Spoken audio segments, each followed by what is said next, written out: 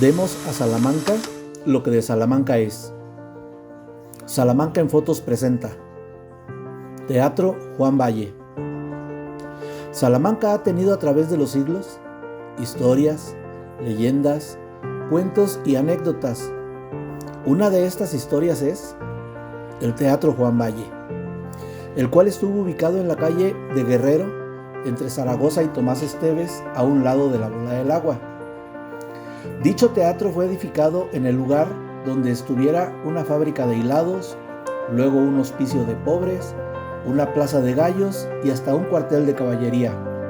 Esto fue en el año de 1882. El jefe político de nuestra ciudad, don Homobono González, lo inicia a instancias de don Victoriano Gasca y con recursos del gobierno del estado.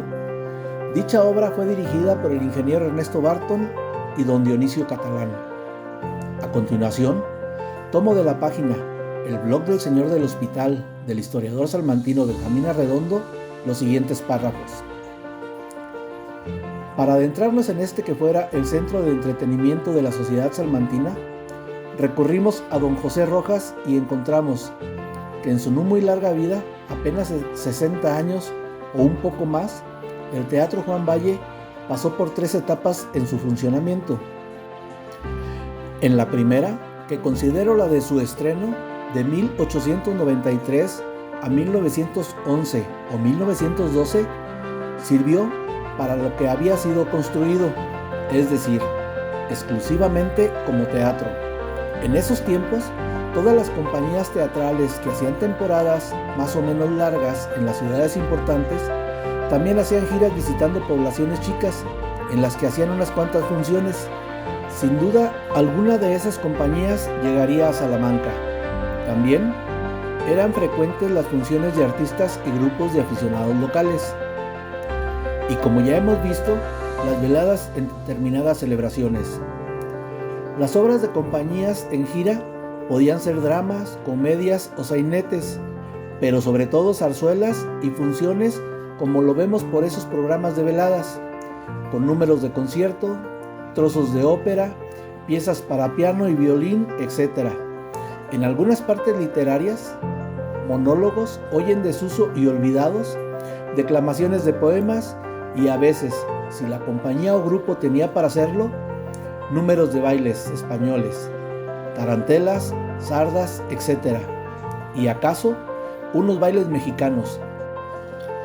Aunque ni el nacionalismo artístico ni el folclore eran muy cultivados, pero desde luego, en compañías visitantes, en grupos locales y en velados ocasionales, era absolutamente predominante en esos espectáculos el teatro lírico en sus varios géneros.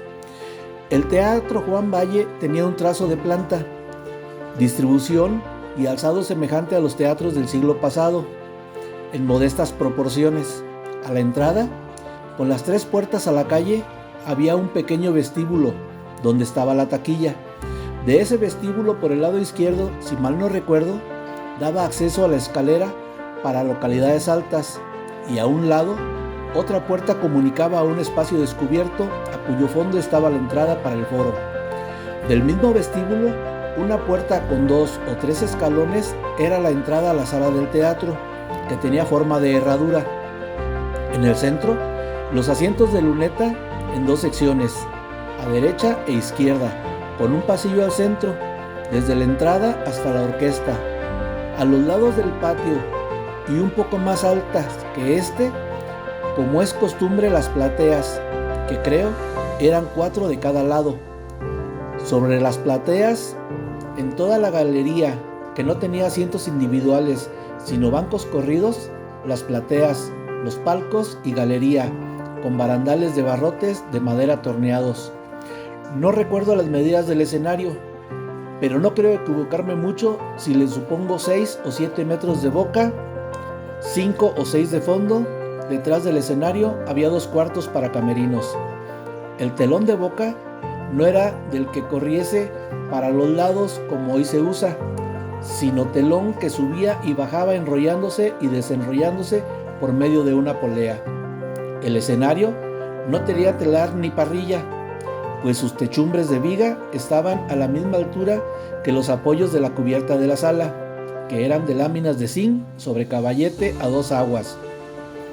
Con esa techumbre de lámina, cuando llovía por fuerza, lo que sucedía siempre durante la velada del 15 de septiembre, el ruido estorbaba muchísimo al espectáculo.